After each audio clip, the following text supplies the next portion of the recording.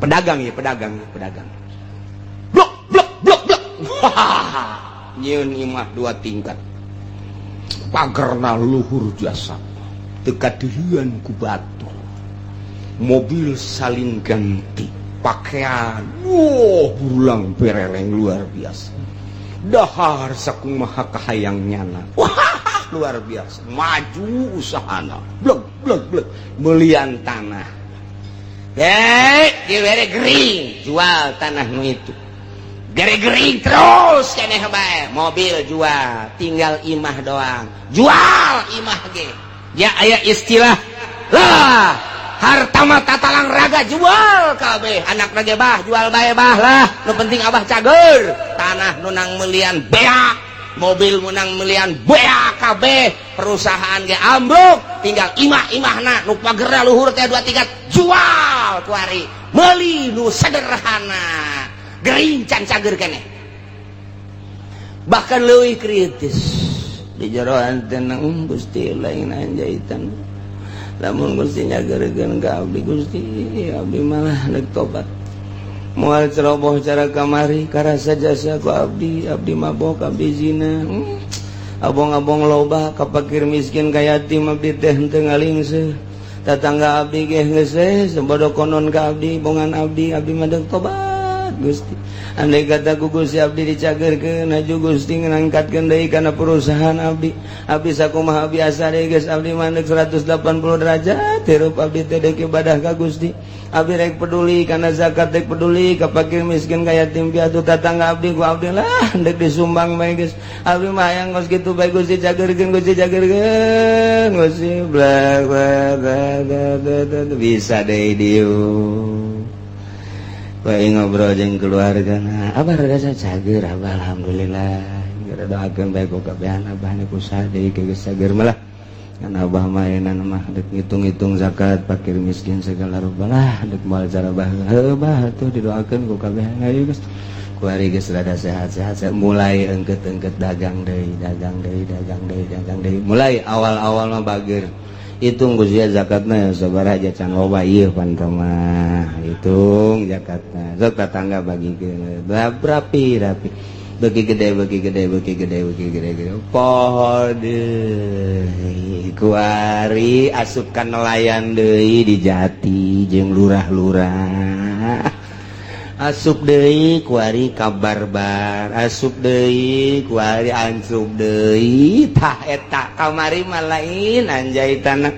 Gusti lamun nyageurkeun ka abdi lanakunana minasyakir abdi deuk ibadah ka Gusti, tapi kunaon begitu dicageurkeun janjana ge nyaho nu nyageurkeun teh Gusti Allah. Allahu yunajjikum minha wa min kulli kab, Allah anu bisa nyalametkeun ka ranjeun kabeh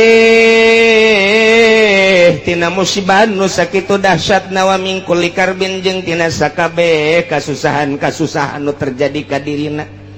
Moal aya nu bisa nyalametkeun kecuali Gusti Allah. Ketika disalametkeun kunaon atuh summa antum tusyrikun, itrati wa bial ibadamu takidi minum usara wa minum duriju bidamin, makana hadza jazai nasatu lakum antukhlifuni bisuin fi dzawi rahimi. Moalayan bisaeun nulungan jeung nyalametkeun kabeh ge.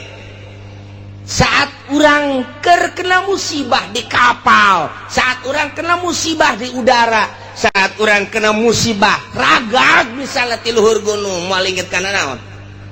Urang naik gunung, mendaki gunung ke tebing tek di luhur, kemudian ragag ka handap moal inget kana naon? Allah modar sia. Saha nu bisa nyalametkeun saat eta?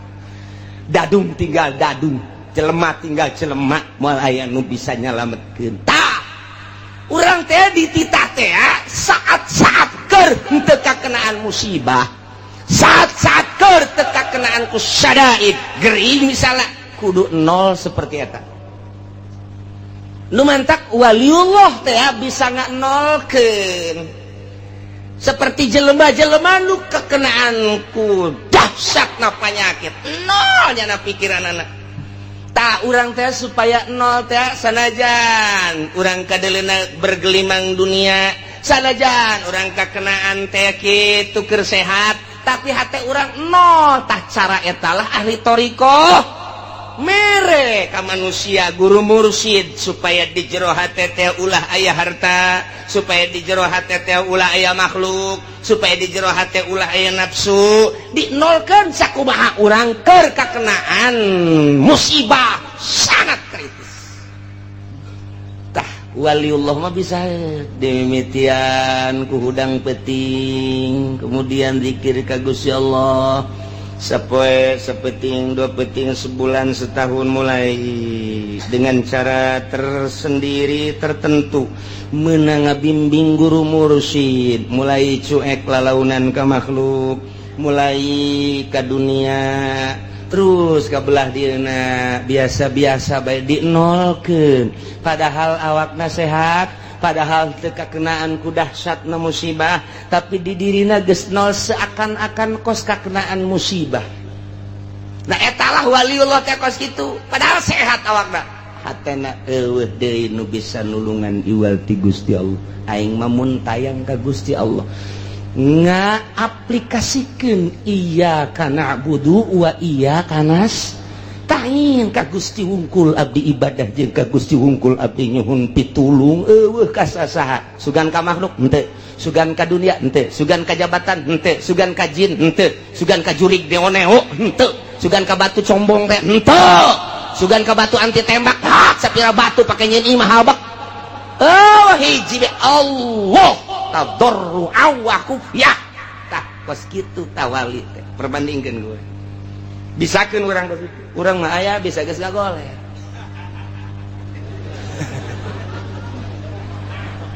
arawas beraga daing keur ka Allah recok kakena teh tipi pareuman tipi ngagoler badi nungguan bawa isuk bae sore tipi ya we pindahkeun budak pindahkeun abah rek zikir we ka Gusti Allah puyeng abah mah asa-asana deuk ka Allah padahal mah TV loba mobil moga segala rupa awaskeun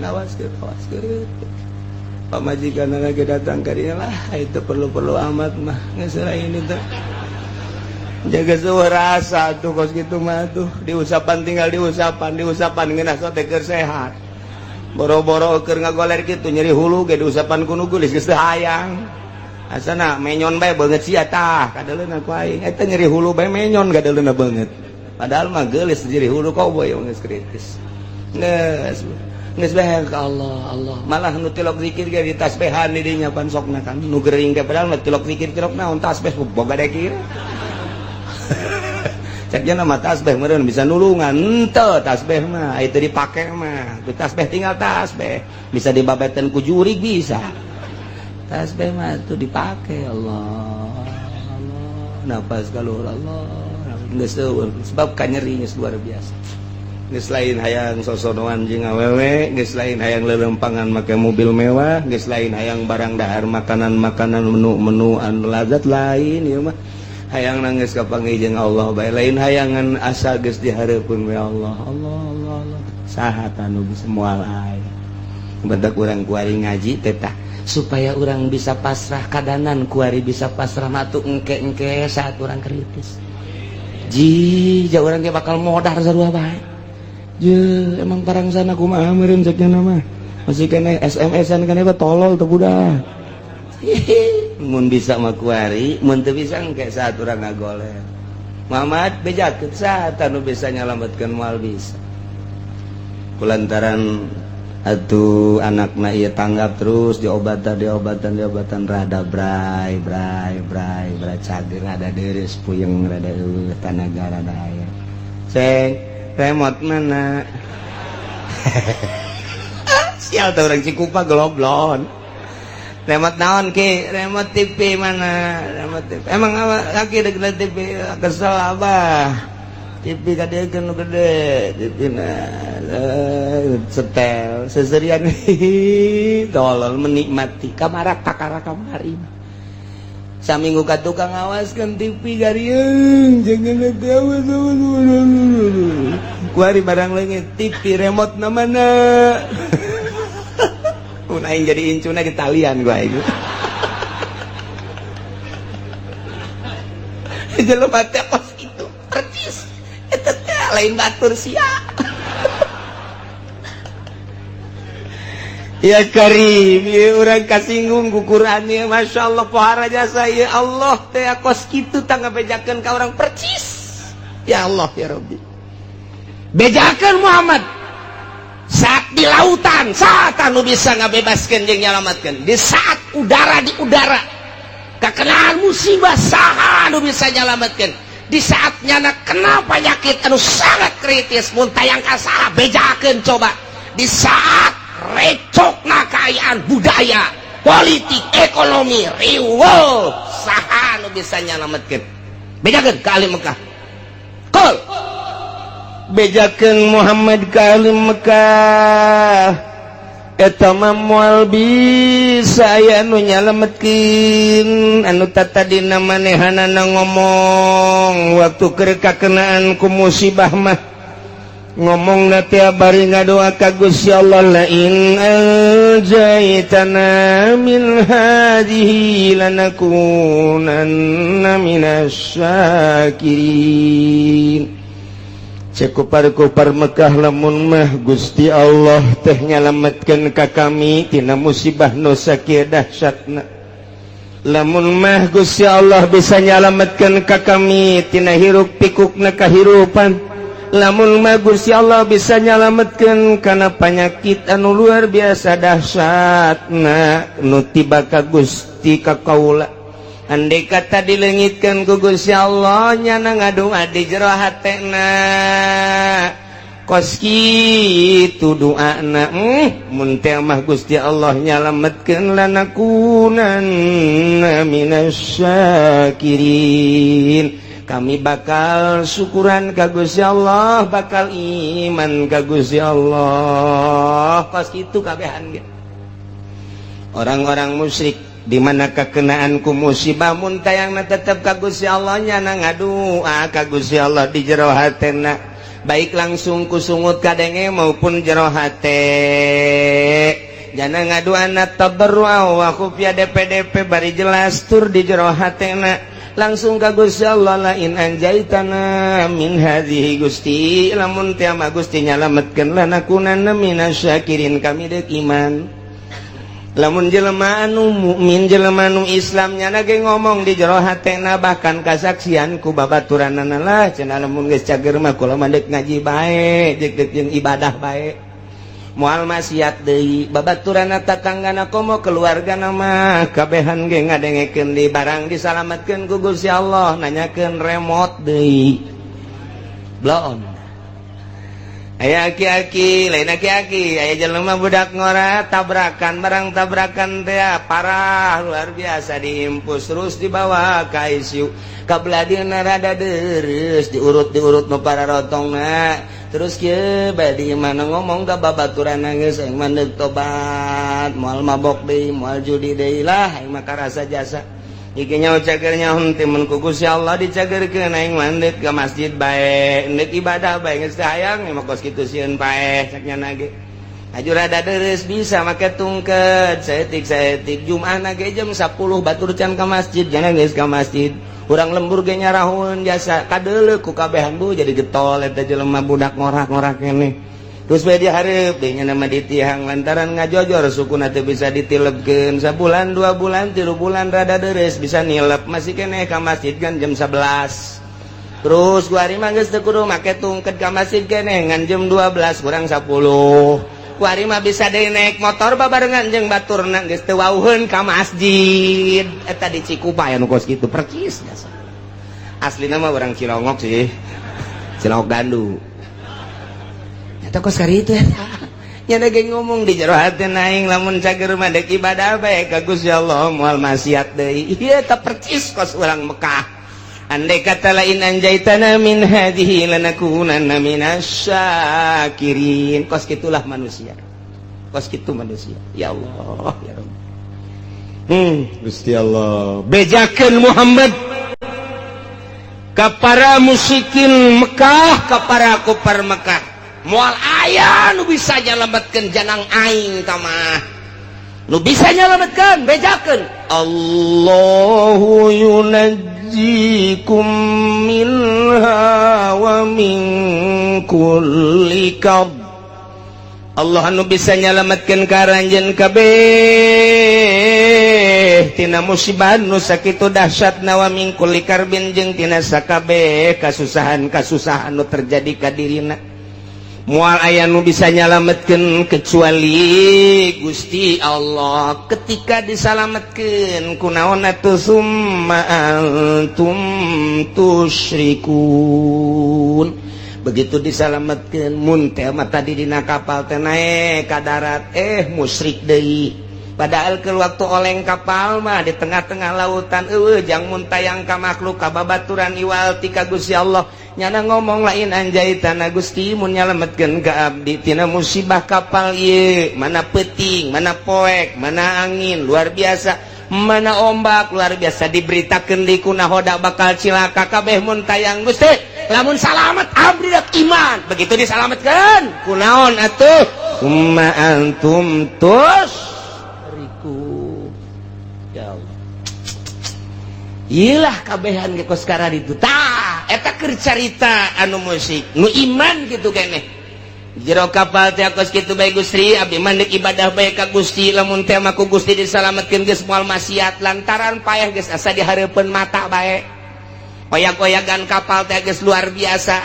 Geus deui pake kaingat hiji we Allah Allah Allah Allah Allah Allah Allah Allah. Napas ka luhur kahandap Allah Allah Allah Allah disalametkeun ku ari ku Gusti Allah. Datang ka anggar, datang ka pantai biasa salamet seserian deui endahan ngan sakadar dongeng doang nu tadina nyana ngomong di jero hatena Gusti lain anjaitana lamun Gusti nyalametkeun abdi mah rek ibadah. Begitu datang deui ka darat nonton TV deui percis kos karar itu. Masya Allah kari ieu kadeuleu ku mata urang kanyahoan jasa boh tatangga boh babaturan ulah ka tetangga ka babaturan diri urang heula kitu pisan diri urang. Pernah janji baheula Gusti pedagang ya pedagang blok blok blok blok nyieun imah 2 tingkat pagerna luhur jasa dekat dirian ku batu mobil salin ganti pakaian burulang bereleng luar biasa dahar sakung maha kahayang nyana luar biasa maju usahana blek blek blek belian tanah dibere gering jual tanah nu itu gering terus keneh bae mobil jual tinggal imah doang jual imah ge ya aya istilah lah harta mah tatalang raga jual kabeh anak rage bah jual bae bah lah nu penting abah cager tanah nu nang meuliean beak mobil menang melian beak kabeh perusahaan ge ambruk tinggal imah-imahna nu pagerna luhur teh 2 tingkat jual ku ari meuli nu sederhana gering can cager keneh. Bahkan leuwih kritis di jero anteun Gusti lain anjaitan lamun Gusti nyageurkeun ka abdi Gusti abdi malah neuk tobat moal ceroboh cara kamari karasa jasa ku abdi mabok abdi zina abong-abong loba ka fakir miskin ka yatim abdi teh henteu ngalingseuh tatangga abdi ge geus sembodo konon ka abdi bongan abdi mah deuk tobat Gusti. Andai kata ku Gusti abdi dicagerkeun aju Gusti ngangkatkeun deui kana perusahaan abdi sakumaha biasa deui geus abdi mandek 180 derajat hirup abdi teh deuk ibadah ka Gusti abdi rek peduli kana zakat rek peduli ka fakir miskin ka yatim piatu tatangga abdi ku abdi lah deuk disumbang bae geus abdi mah hayang geus kitu bae Gusti cagerkeun Gusti blak bisa deui dieu bae ngobrol jeung keluargana abah rada cager abah alhamdulillah segera doakeun bae ku kabehan abah ku saha deui geus sager mah lah kan abah mah ayeuna mah dek ngitung-ngitung zakat fakir miskin segala rupa lah dek moal cara heuh bah atuh didoakeun ku kabehan ayo geus ku ari geus rada sehat-sehat mulai engkeut-engkeut dagang deui mulai awal-awal mah bager hitung Gusti zakatna sabaraha aja can loba ieu pantoma hitung zakatna sok tetangga bagikeun rapi bagi gede poho deui kuari asupkan nelayan deui di Jati jeung lurah-lurah asup deui kuari kabarbar asup deui kuari ancup deui tah eta kamari mah lain anjay tanah Gusti lamun nyageurkeun ka abdi lanakunana minasakin abdi dek ibadah ka Gusti tapi kunaon begitu dicageurkeun janjana ge nyaho nu nyageurkeun teh Gusti Allah summa antum tusyrikun endahan ambalayah deui lain saeutik teh di lemur urang nu kos kitu kanyahoan kasaksian ku urang teh ambalayah hampir 99,9% kitu jasa ya Allah bejakeun Muhammad qul huwal qadiru ala an yab'atsa 'alaikum 'adzaban min fawqikum aw min tahti arjulikum aw yalbisakum syi'an wa yudhiqa ba'dakum ba'sa ba'd Muhammad bejakeun ka para kafir-kafir Mekah lamun terus bae musyrik ka aing teu percaya kana ajakan anjeun teu iman kana ajakan aing cak Gusti Allah bakal nurunkeun siksa 4 perkara supaya katembong ku balerea kakawasaan aing ka maha dahsyatan aing ka maha sagala-galaan aing lantarannya mempermainkan ka aing kamari ngadoa ka aing ku ari musyrik ka aing kamari minta ka aing ku ari minta ka jabatan kamari DPDP ka aing ku ari DPDP ka manusia ka makhluk ka batu ka kayu kan eta teh mempermainkan aing bejakeun Muhammad hayang dauleuh ka karawasaan aing bakal nurunkeun 4 siksa ya Allah qul bejakeun Muhammad wal qadiru ala ayyab'asa 'alaikum 'adaban aing maha kawasa aing maha sagala-gala cak Gusti Allah lamun kitu bae petana aing bakal nurunkeun ka makhluk khusus ka urang Mekah umumna ka saha bae siksa 4 perkara bener hiji azaban min fauqikum siksa nu timbul ti luhur bentukna engke aya hujan teu eureun-eureun nyepoe hujan banjir ka buah wacak siksa wae atawa hujan batu cara ashabul fil di batuan atau hujan es bualde datang ke buah rarusak atau poe teureun kilat sing jeleger ditambah deui ku geladeg sing jeleger datang ka teu daya teu upaya siksa ti aing min paukikum aw min arjulikun atawa kahandap dihandap timbulna ieu dihandap timbulna mimiti ku aing teh dioyag-oyag lini bae lini doang aing mah sok geura hayang nyaho bongan teu iman ka aing bongan teu nurut ka aing teu iman ka ajakan anjeun Muhammad tah ieu ku aing dioyag-oyag ha saeutik doang dibere ku aing 6,5 hek nah kulantaran terkap bae rada digedekeun ku aing digoyangkeun doang ku aing bumi engke ge lamun Oma Irama jadi presiden asana bumi goyang ke kajen kumaha ge aya arah acak-acakan budak isi nagara dek dikumahakeun tapi ceuk lama lamun Oma Irama jadi presiden bakal pertama santai ngeunaheun ke beres santai lari pagi kayak kajeru. Masya Allah, mantap, luar biasa. Iya kari. Aduh, kan ujung-ujungnya kiamat. Tebareres brak. Ya Allah. Serius ya. Langsung ngerti. Aduh, ya Allah, ya Rabbi. Iya. Ya. Siksa tadi tiluhur geus begakeun Muhammad. Nomor kedua lamun teu percaya bae teu iman ka aing tiadap. Mimiti lini. Kedua, masih keneh teu iman keneh ka aing, gempa ku aing, rusak. Para rotong, para risek jelebana. Siksa ti aing. Mun masih keneh bae amblas ka jero, deuleu di Padang datang ka kuari teu puguh kuburanana. Diambleskeun ku aing 1000 kejadian Padang teh dibalikeun bae ku Gusti Allah. Kadeuleu nama gunung rek nimpah imah sabaraha ribu manusia nu kuari teu disolateun. Teu dipandian siksa ti aing. Atau tsunami model Aceh, sia 200.000 manusia orang Indonesia sekaligus. Ya tambah jeung orang-orang luar, tsunami luar biasa. Tambah ku aing, encan inget keneh bae ka aing, tambah ku aing. Tuh, tsunami di Ciamis, Pangandaran. Encan inget keneh bae gunung ku aing dibitukeun. Can inget keneh bae Lapindo ku aing. Hayo sia. Parindah ka mana sia? Can inget kene bae sia ka aing, can iman kene bae tambah deui sia ku aing. Awas sia. Sakali ieu di Banten sia ku aing.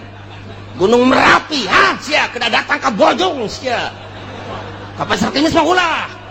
Liwat kesempatan. Ya Allah, ya Rabbi Gusti ya Allah tuh, cek Gusti Allah ayo sia. Mun teh ti luhur ti handap. Mun masih keneh bae teguran ti luhur geus ku Gusti Allah masih keneh teu iman keneh bae atawa masih keneh muara siat keneh bae teu pernah bae jelema nu sugihna teh ngazakat teu pernah mentolelir ka jelema fakir miskin ka yatim piatu geus ditegor ku Gusti Allah ti luhur geus ditegor ti anak masih keneh bae ditambah deui sia ku aing kumaha bisakum syi'a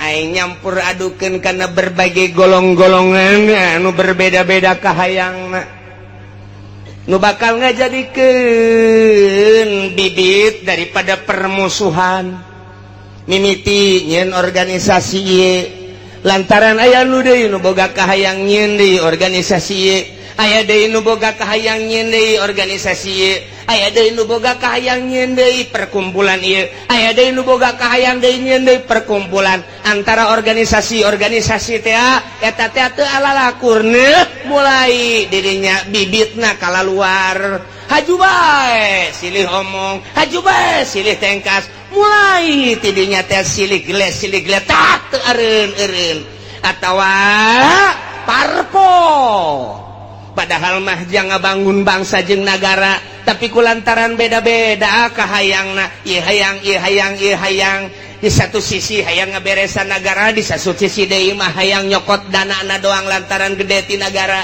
kabeneran dibuka demokrasi teh teu meunang dicegah-cegah mulai yan parpol urang ge mampu daknya kurang keneh nyieun deui geus teu kahitung kuari urang lembur mah bingungeun loba-lobana beda misi jeung visina ambalaya zaman baheula urang inget aya Golkar aya P3 aya PDI ribut kiai jeung kiai silih omongkeun ribut politisi jeung politisi silih gele nu korban ge luar biasa loba jasa satu sisi kiai memperjuangkeun negara melalui P3 jara rasaan dirinya teh aya misi keislaman atuh dawah panggung teh luar biasa satu sisi pamarentahna asa tinggalin ku kiai eta teh di Golkar nyeun huru hara aya tembak masal derege ilah syaa so eta di dalam negara kuari luar biasa loba anak kostaran itu timbul organisasi-organisasi di mimitian, timbul organisasi teh Muhammadiyah, naik deui ka NU, beda visi jeung misina. Lantaran itu mah Wahabi, ieu mah ahli sunnah, naik deui, timbul deui aya Islam Jamaah, diorganisasikeun deui aya Islam LDI, diorganisasikeun aya NI, diorganisasikeun deui aya HTI, diorganisasikeun deui aya Islam Jaulah, diorganisasikeun deui aya Islam aliran kepercayaan, diorganisasikeun deui aya Islam Thariqah, diorganisasikeun berbagai Islam, beda kabeh suarana, timbul huru-hara. Aya di Qur'ana kos kitu mantak ahli tafsir mah senyum bae. Teh aneh ja Gusti Allah na geus nyaritakeun lobana kahayang merupakan siksa lantaran naon poho ka Gusti Allah kabeh. Di balik jeung organisasi aya udang. Iya aya udang di balik batu. Tah eta mah kos kitu tah. Nah, nu mentek nyen organisasi sok geura desek. Komo dek aya kepentingan negara. Oh, bisaan jasa Soeharto mah buat organisasi Pancasila, buat KNPI, buat organisasi tek-tek jeung bengekna dijieun supaya ngadukung ka ditu. Anu henteu milu ka dinya sok geus tumpas. Kot kitulah kaayaanana. Hah, kiai pisah antara Kiai Golkar jeung Kiai P3 jeung Kiai PDI. Kuari teh dimodernkeun. Kiai modern jeung Kiai Salap ribut luar biasa. Kiai Salap jeung Kiai Salap ribut. Tuh, ieu teh geus aya, ieu teh merupakan siksa lantaran kabeh teu ka Allah. Ieulah siksa ti Gusti Allah, ausiaan au yalbisakum syi'a teu karaasa ku urang. Toel ku urang kiai eta, "Hei, tu aing sarua ka Allah, aing ngaji." Kos kari itu ngomong. Toel kiai nu, sok sangeunahna bae. Loba omong, hayu bae urang berjuang, sia diri aing di dieu. Kabeh teu bisa dihijikeun. Visi dan misi disatukan teu bisa. Kabeh ngabogaan visi jeung misi nu berbeda-beda. Ribu, ya karim, masya Allah. Lamun sarua dek ngabangun bangsa jeung nagara, atuh naon make jeung silih gele, silih tumpas, silih omongkeun, silih ajukeun. Ya Allah ya Rabbi, kuari geus 3 di Indonesia anu maktak ngajadikeun huru-hara besar, KPK, polisi, hiji deui naon? Ayo sia. Kuari geus jadi 3 ngakar tek. Geus, masya Allah. Geus teu bisa. Naon kitu ngaranna harmonis kuari teh. Geus dihandapna geus siap dek perang kuari. Abri geus kabagi 3. Pihak ieu, pihak itu, pihak ieu. Tah, geus kos kitu di Indonesia lantaran boga kahayang pancenah ieu teh nagara urang.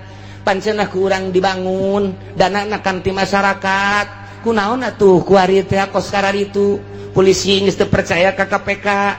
KPK geus teu percaya ka kitu yudikatif, geus teu percaya deui ka legislatif, geus teu percaya deui ka eksekutif. Main silih salahkeun DPR kuari nyalahkeun polisi, polisi kuari nyalahkeun KPK, KPK terus bae nyalahkeun DPR, DPR nyalahkeun polisi, polisi nyalahkeun KPK. Di BPK ngajukeun berpermasalahan supaya tetap diangkat, eksekutifna kuari kasienan berontak melalui yudikatif. Ieu negara urang, ieu negara urang deuk kumaha coba? Pikir, cenah dek ngaberesan masyarakat, nyanana beresaneun. Nyanana beresan, urang mah teu kumaha, je kieu bae nongton nyana. Ieu teh kuari teh kos kitu mun hayang nyahoma di negara urang. Lamun nu sok mengamati politik di Indonesia seperti eta. Geus, teu kudu nonton TV, teu kudu ngadengekeun radio, ngaji sia di dieu bakal nyaho. Saya kiai nyaho ti mana? Aing mah susuganan. Bukan aing mah susuganan kos kitu bae lah pokona mah. Lamun aing salah, deleukeun. Je, nu mantak sakieu deui bakal ditangkep. Kaje nu di luar mah ulah kena nyaho. Ji, tuh polisi geus teu bisa ngamankeun DPR lantaran DPR nyalahkeun polisi. Polisi KPK ge sarua bae geus kos kararitu ku ari teh. pelaksana sebagai eksekutif kuari geus kasienan lantaran nu mentek kasienan teh kabeh baroga salah. Sedangkan RI 1 geus amanat, awas sampai tembus, awas sampai tembus, awas sampai tembus, awas. Nyana bae sieun besi tembus di urusan rakyat. Endeu karumaha coba lamun dibukakeun eta kakarak judulna doang, tak kakarak judul tah. Geus mulai tah urang nyaho tah. Geus mulai tah. Di koran mah hese, mendingan ngadengekeun aing bae sia. Aing mah bener dek henteu kos kitu we pokona mah tah. Je, emang kumaha gitu. Masyaallah. Timbul yalbisakum syi'an eta secara nasional. Secara internasional campur tangan bule di urang. Emrik hayang cicing di urang berleha-leha di nagarana teu boga potensi bumi, teu boga potensi negara, hanya jual beli alat perang hasil produksinya na. Cau eueuh di Amerika mah, hui eueuh di Amerika mah, sueg mah komo eueuh jasa di Amerika mah. Mun urang ka Amerika coba urang ka ditu teh hayang sueg moal aya di urang teh hayang sueg jeung naon atuh. Neangan awi moal aya di Amerika mah, nu sok pake nyayur teh anak awi naon ngaranna? Iwung. Coba neangan di Amerika mantap kula teu betah ge iwung. Neuleunya na ka Indonesia aya iwung, aya awi, aya cau, aya anak cau. Aduh, luar biasa. Dideuleu ku nya hasil bumina. Minyak aya, logam aya dan lain sebagainya. Cekel huluna. Loba omong sia. Guys, waing. Ye, iman negara. Ulah loba ngomong yang sabaraha sia. Teu bisa padi mah rakyat mah lah. Loba ngomong. Gitu bisa. Ya, tembak sia poin. Ya. Wah, saya sabar persen sia. Jipan lain kula dok merek kabeh. Ya udah tanda tangan teh. Beres. Geus. Cicingnya na di dieu. Nyin gedung di Indonesia luar biasa. Lambat laun ternyata loba anu dibawa ka ditu dibanding jeung nu dinimbrati ku urang. Nah, mulai dibuatlah kepercayaan bule di urang ngadu di antara politisi di luhur, ieu kepercayaan bule, ieu kepercayaan rakyat ngadu. Timbul huru-hara internasional bakal ieu. Timbul huru-hara internasional bakal ieu. Taya di Indonesia ge tinggal pencet knop doang jegur ujian anak. Emang kumaha kitu? Rakyat teh geus teu sudi jasa di bawah kikiran. Tetapi pemerintahnya tidak mentolerir geus ka rakyat. Tetapi ieu kan bumi pertiwi Indonesia, Bhinneka Tunggal Ika, 135 juta rakyat Indonesia cak Raden Homa Irama. Disatukan oleh Bhinneka Tunggal Ika. Jadi kumaha gitu. Geus tinggalin tambah kali mah 135 juta. Lain 35 juta kuari mah bung jenggot.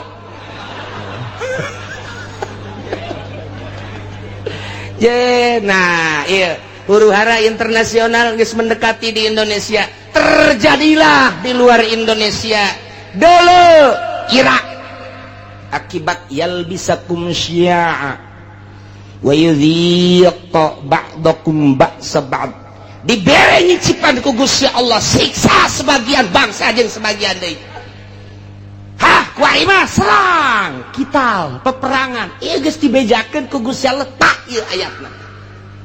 Ulah kaget lantaran nu hiji nyembah ka Gusti Allah Irak, Baghdad, nu hiji nyembahna ka patung. Beda potensi nu aya di Irak luar biasa lobana. Amerika teu bogaeun di dinya teh. Tah, di dieu teh panas Amerika serang geus. Dikibarkan bendera salib perang luar biasa. Didinya muatanna loba. Diawali ku potensi bumi nu dipake kahayang ku Amerika lantaran teu daya teu upaya supaya menggebu. Nah, bendera salib perang salib kuari dipaekeun.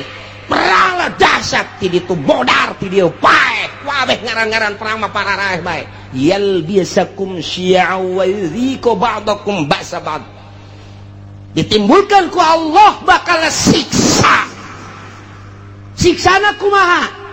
Ialah diaduk-aduk ku Gusti Allah melalui syi'an.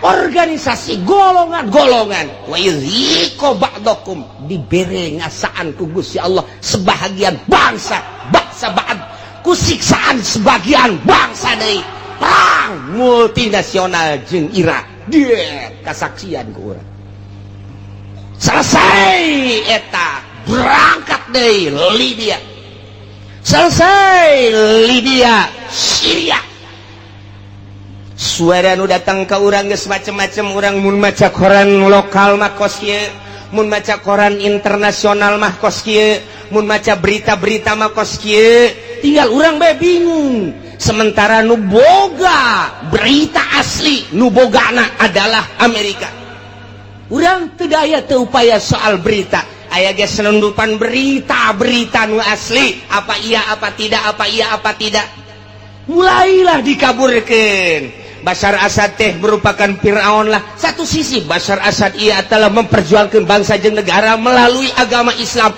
satu sisi jaritakeun Bashar Assad teh ia adalah Syiah anu luar biasa satu sisinya nama Wahabi satu sisi deui ahli sunnah wal jamaah nu jelas mah urang kebingungan kabeh supaya naon supaya mendukung ke Amerika teu nyaho keaslianana kumaha tah kos gitulah yuwayal bisakum syi'a wa yudhiqu ba'dakum ba'sa ba'd perang dia kulantaran disuplai ku Iran Amerika neuleuh heula bahaya sebab di Iran aya 3 rudal anu luar biasa nomor kahiji rudal Husein kadua rudal Hasan nomor katilu rudal Ali ngaranna ge teu kira-kira ngarana teu kira-kira rudal Husein lamun diberangkatkeun datang ke Amerika rudal Hasan bisa ngejegur jang Amerika rudal Ali mah bisa neangan musuh susulundupan ndeu kumaha coba hayang cak Amerika kekeketaan heula jieun heula coba hayang nyaho ku urang sok pancing melalui Israel berangkat der jeung Palestina menang Amerika eta teh begitu dahsyat luar biasa nah Palestina supply dar hanya 9 hari Israel kabur tinggal cek Amerika angkat ulah bahaya ya bahaya kita cari dulu lain eureun neangan kelemahan kos gitulah ieu keur carita yal bisakum syi'a wa yudhiqu ba'dakum ba'sa ba'd disiksa ku Gusti Allah ku di luhur geus dihandap geus melalui tsunami siksaan kurang kumaha dahsyatna sabaraha juta manusia anu disiksa ku Gusti Allah titah iman ka Gusti Allah tapi tetep bae teu iman dibere ku Gusti Allah awas cek Gusti Allah dua deui hiji perbedaan golongan nomor kedua titah ngarasaan antara golongan antara negara antara bangsa ribut peperangan modar kene kaharti apa puyeng nyenetes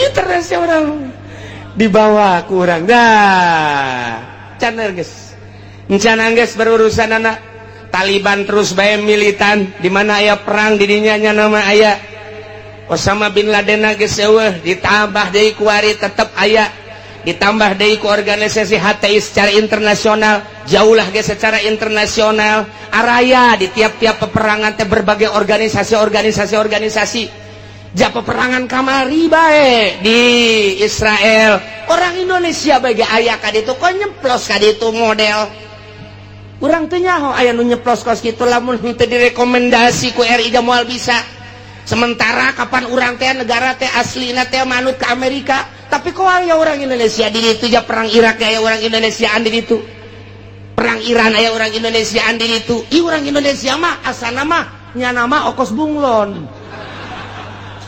nya nama bisa kade-kade tuh batak Indonesia lain lalagaan ditakuti ku orang Amerika teka caritakeun orang Palestina di Palestina aya orang Malaysia teka caritakeun di Palestina aya orang Thailand teka caritakeun di Palestina aya orang Korea tapi orang Indonesia mah aya di ditu malah keur waktu perang kamari multinasional aya nu nembak begitu dibuka ieu na ieu penyek irungna wah cek orang Amerika ieu mah lain orang Irak lain Iran lain Taliban coba status seorang mana begitu di dalam ya karib kurang puta anu gede hutang teh kabur ka ditu paeh-paeh hirup-hirup cek aing daripada Indonesia sangat diperhitungkan. Masya Allah tak poso ribut poso nasional tamata tapi berbau internasional saha nu lempang ka poso ternyata aya sababaraha organisasi dilarang ku pemerintah tetep bae datang ka ditu namun teu datang ka ditu poso terus-terusan nu dipencit ustad teh nu ditembak kiai teh anu dipanah nu dipedang datanglah organisasi ti urang padahal teu dimeunangkeun ku pemerintah poso-poso bae datang ka ditu ngibarkeun bendera perang siap meuli bejakeun ku kula organisasi nu mana ngan nyana minta izin ka kula bawa sombong amat cenah sekali-sekali sombong lah niku mah Indonesia mah kos kitu eta di Palestina bae aya di Taliban teh aya ya Allah ya Rabbi nu mantak aneh eta pan kudu make kapal udara haju kudu make biaya pan eta teh atuh make non gitu ngaranna birokrasi perjalanan anu luar sakedangkeun steril oh steril luar biasa mau kemana tujuannya apa tapi aya kan di ditu Masya Allah nu mantak ke mun perang deui ku urang diajak ka ditu naik naon cenah kiai ngojay paeh di laut asana ya mah meme perang geus malodar Indonesia ulah sembarangan di Indonesia nu mantak diperhitungkeun ku Amerika sangat diperhitungkan Indonesia mangke bae perangna terakhir bae cek nangis tetap di perangan mah di perangan terakhir asana bangsa Haji Makmun mah paeh ti heula moal kaburu nya nama geus siksa ti Gusti Allah leletikanana di urang antar kampung leletikanana ti urang antar desa leletikanana ti ku urang antar kiai kunaon eta lantaran boga kahayang kiai ieu ngayakeun ieu kiai ieu ngayakeun ieu henteu harmonis ribut kiai jeung kiai syi'an wa yudhiqu ba'dakum ba'sa ba'd hayang rada gede melalui organisasi-organisasi hayang gede deui melalui parpol cerita tentang perbedaan di parpol anu geus teu aneh deui kuari makin dibesar-besarkeun makin digede-gedekeun urang nyaho ketika PKB naik bos sabaraha nu paeh saat harita sabaraha ieu ge ieu cantang tu ka hareupeuna lantaran armada Prabowo anu luar biasa armada jenggot anu luar biasa armada wah geus pohara ieu mah main ke bakal nata nah ieu siga da ieu beusi jadi siksa ti Gusti Allah mun sia teh iman ka aing mun sia henteu taat ka aing teu takwa ka aing bere siksa opat hiji ti luhur min fauqikum dua ti handap min arjulikum mun ti luhur jeung ti dihandap teu dianggap awas aoyel bisa kumsian aing yeun tata golongan engke golongan lain sakadar cicing wa yuziko ba'dakum ba'sa ribut perang. Jadi berarti ge saya tidituna nu mantak cek Kangjeng Nabi inna ummati sataftariku ala sintaini wa sab'ina firqatan sayyana umat kaula bakal paberencai ngajadi 72 golongan kabeh ngaku ahli sunnah padahal ma'an najiyatu firqatun nu salamat mah bakalna sapirqah jararieun jelema golongan atas namana Islam boro-boro organisasi cacak-cacak partai ge make atas nama Islam baheula P3 make atas nama Islam kemudian PKB make atas nama Islam PNU make atas nama Islam padahal mah di Indonesia mah kapan teu meunang yen partai Islam lantaran kabeh ge huluna adalah demokrasi teu meunang berbau sara tapi kelantaran nipu ke masyarakat make aturan Islam lain aturan make lebo Islam ujung-ujung nama atuh teh lah eueuh nanaonan ribut Golkar jeung P3 ribut P3 jeung PKB ribut KB jeung PNU ribut jeung PD ribut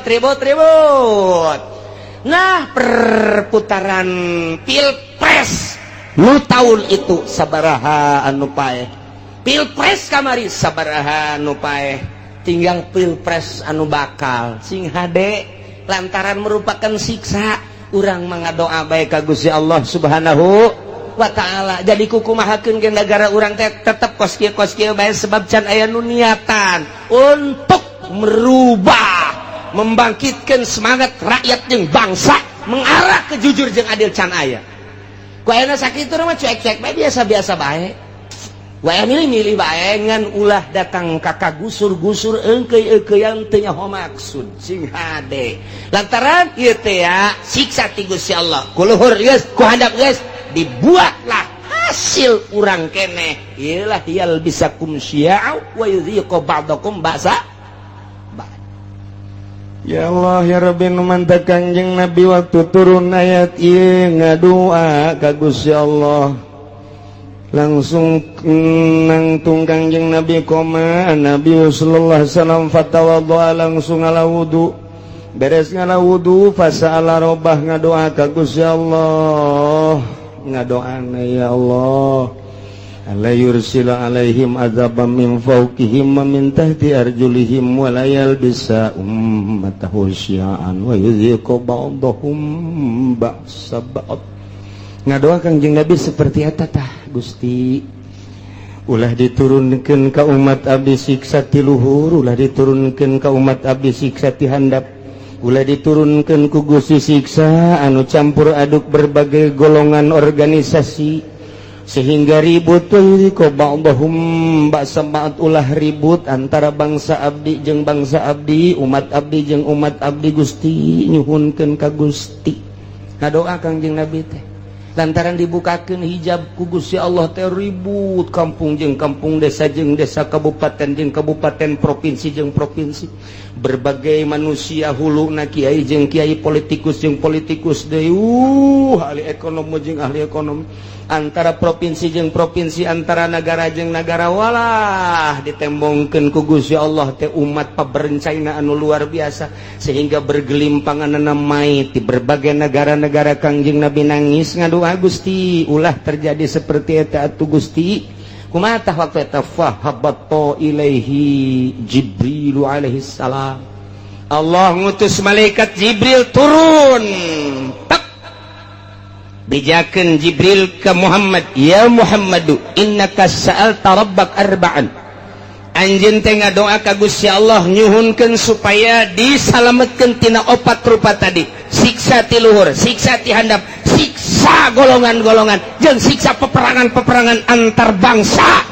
Nah fa'atauka isdatain wa mana'aka isdatain, nu dua ku Gusti Allah diijabah, nu dua mah henteu.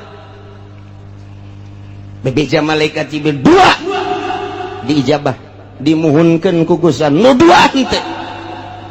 Naon nu dua cek Kangjeng Nabi ya Jibril, layatiyahum adzabum min fawqihim wa min wala min tahti arjulihim yastasiluhum. Nu dua siksa ti luhur jeung siksa ti handap mah moal dina ayana ge eta teh moal terlalu dahsyat. Siksa ti luhur paling aba-aba doang, siksa ti handap paling aba-aba doang, sekali-sekali digempakeun eta mah hanya sebagian kecil cek malaikat Jibril, disunamikeun hanya sebagian kecil. Moal terus-terusan Gusti Allah nyiksa seperti eta mah moal nu dua diijabah. Nah cek Kangjeng Nabi lantaran nu dua eta mah fa innahuma azaban likulli ummatin istajma'at ala takdzibi tanabiha wa raddi kitabi rabbiha. Lantaran nu dua eta mah patalina jeung kaimanan ka pangeran jeung kaimanan ka kitab pangeran. Geus urusanana di pangeran teh mah. Lantaran nya teh iman bae atawa maksiat bae, teu percaya kana Al-Qur'anul Karim atawa ngarobah status hukum Al-Qur'anul Karim. Ku Allah dibereng ke ti luhur jeung ti handap ala kadar doang Muhammad teh mah. Moal dahasap jasa moal. Moal nu dua mah tetep diijabah sanajan aya ala kadar. Anu dua deui, nah lamun nu dua deui mah Muhammad eta mah cek Gusti Allah ditahan tamah walakinnahum yalbisuna syi'an wa yudhiqu ba'dahum ba'sa ba'd. Nu dua ieu mah hiji bakal timbul golongan-golongan eta mah teu diijabah ku Gusti Allah.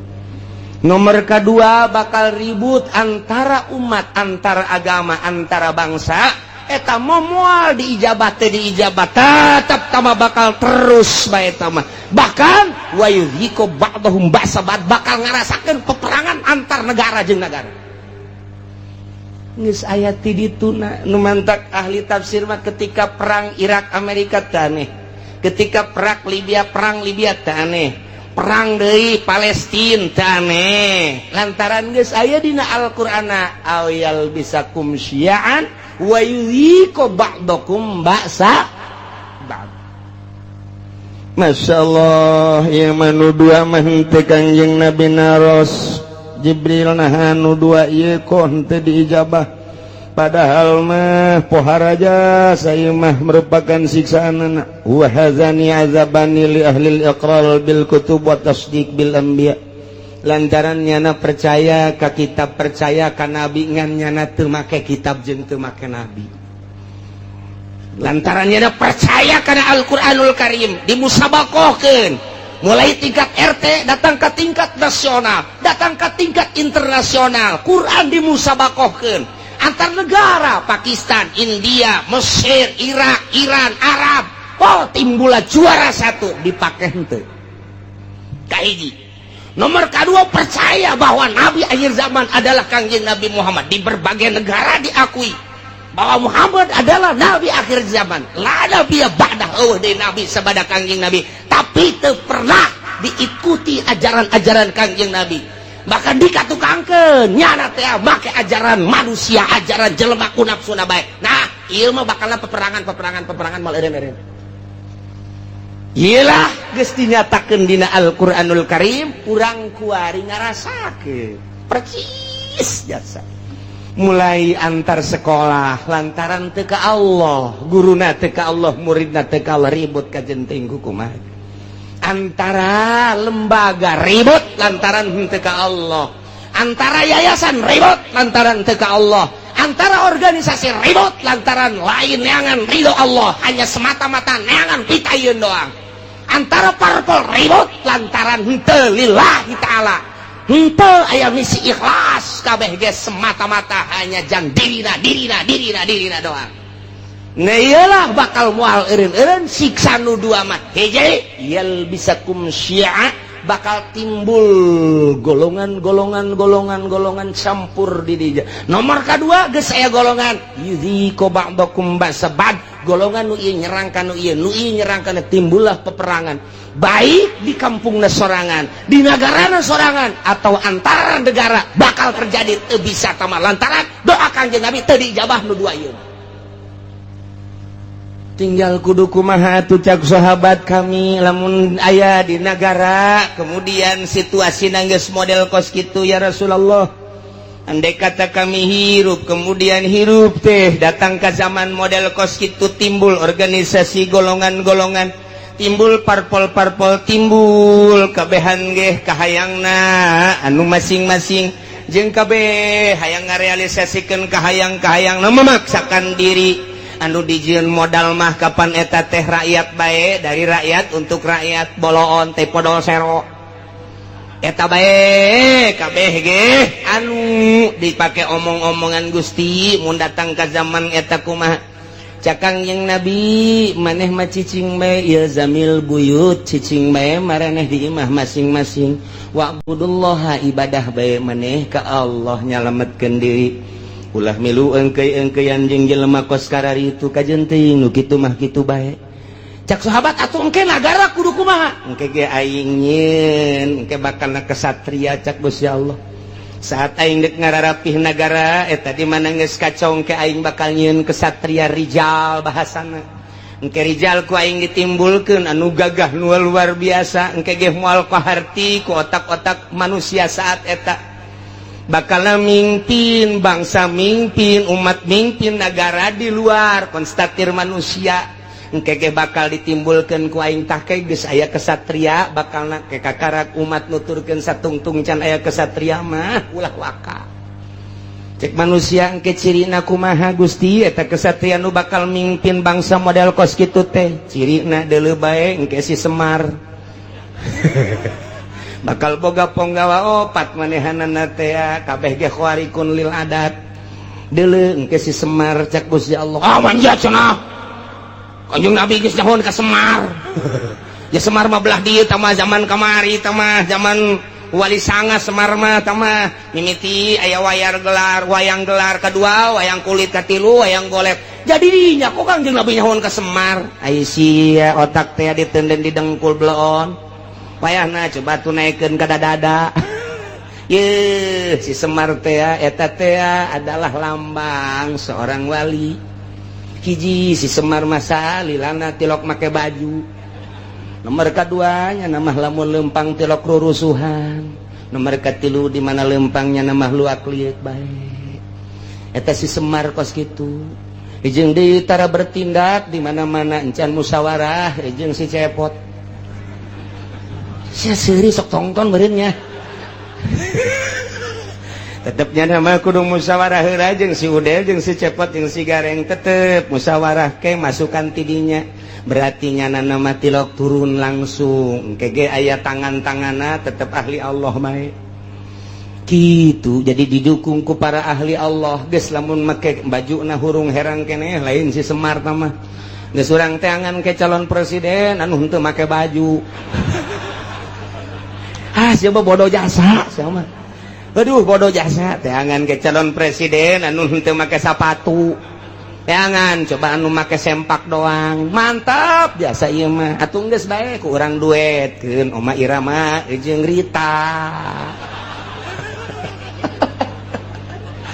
Ya Karim ya Allah ya Rabbina ye ku Kangjeng Nabi disilokakeun engke ge aya ahlullah al-arif billah nu bakal mimpin negara nu mantak baheula teh kurang kumaha gagahna di Indonesia berbagai kerajaan-kerajaan coba Sunan Rahmat diutus ku Gusti Allah dilanjutkeun ku para sunan diakhiri ku Sunan Cirebon eta kabeh ahli-ahli Allah Subhanahu wa taala Banten nu katengah katelah degeulna lantaran boga ilmu pucuk umun di dinya di mana hibar satungtung deuleu ngalengkah 40 imah kalengkahan diutus ka dieu teh Maulana Hasanuddin ahli Allah tumbang nu kos kararitu kuari ge lain teu nyarekel kana ilmu kabeh ge ieu bangsa di DPR pusat teh nyekel ilmuna ilmu dugala kabeh lantaran manehanana ditembak supaya ngebul di anu supaya anu nyekelna ilmu kararitu wungkul lantaran ieu nu kuari mah tapakna kabeh ge di Pelabuhan Ratu jeung Nyi Roro Kidul. Masya Allah satungtung can kadeuleu ke bakal aya kiai ge menyuarakeun kiai nu asli ikuti kurang lamun di deuleu kamari eta Gus Dur teh kosi Semar ja percis kosi Semar coba ge amati coba ge amati ku tukang wayang makanya nyahoan ge satungtung can aya ulah waka lantaran ieu mah raradutan kabeh ge geus salametkeun diri urang saat engke sakedeung deui urang batur ihyak-ihyakan urang mah Allahu akbar batur kampanye urang mah salat duha be Allah duitna mah cokot teh eta sia mah sok kitu bae sih blon jadi benerna ieu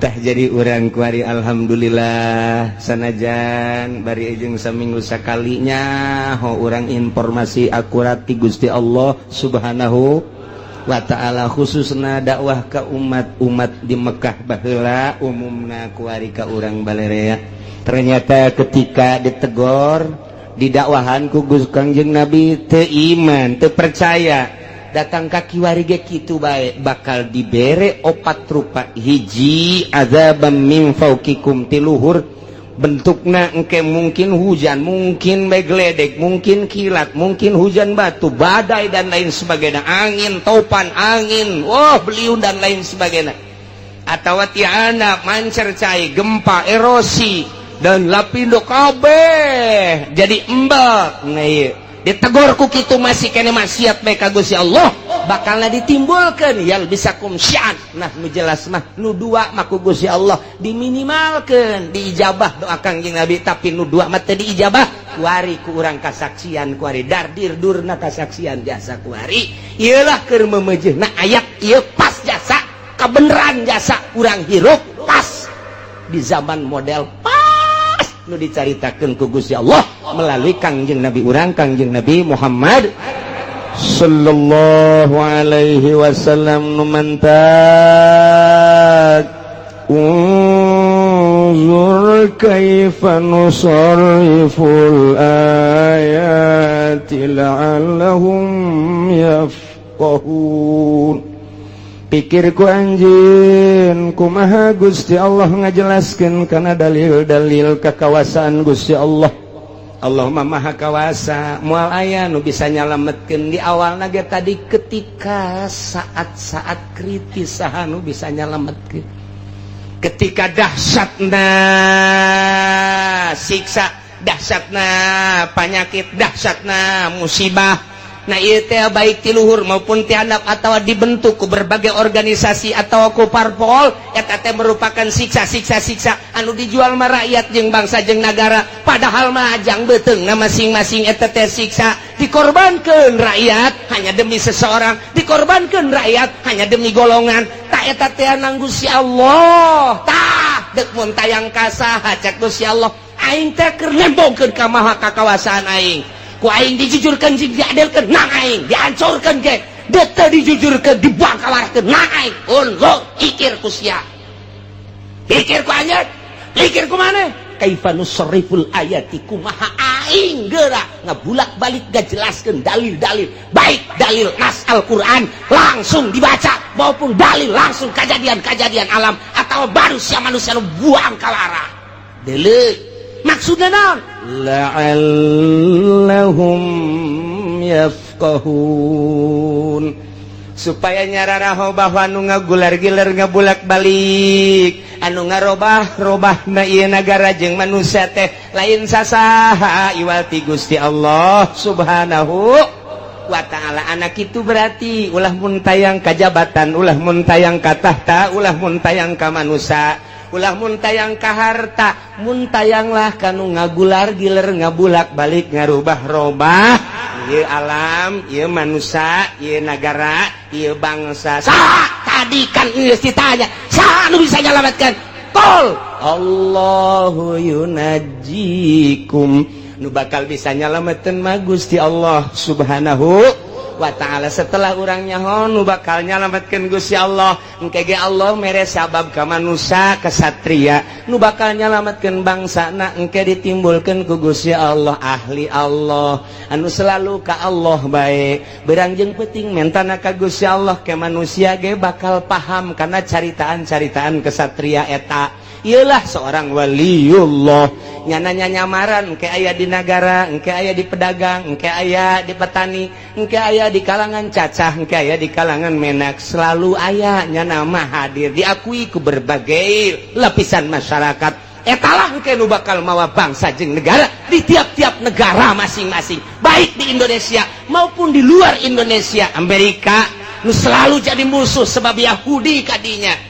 Komplotan etalah nu bakal jadi musuh biang keladi lantaran didinya bakal nate timbul Yahudi anu bakal jadi sasarana tatap Islam baik mulai di timur tengah datang ke urang ka dieu tinggal urang mun tayang ka Gusti Allah mudah-mudahan urang kabehan ditang tayungan ku Gusti Allah bangsa jeung negara urang ditang tayungan ku Gusti Allah rakyat jeung pembesar-pembesar ditang tayungan ku Gusti Allah sehingga Allah mele perturungan ka urang kabehan urang dibere buka mata hate urang mun silak neuleuh mata hate urang sehingga urang kabehan aya dina ridho Allah subhanahu wa ta'ala. Babarieun Gusti Allah mah tina bangkawarah jadi bener, babarieun Gusti Allah mah tina manusia-manusia teu bener jadi bener, sehingga urang pas aya dina parentah Allah subhanahu wa ta'ala. Amin ya rabbal alamin.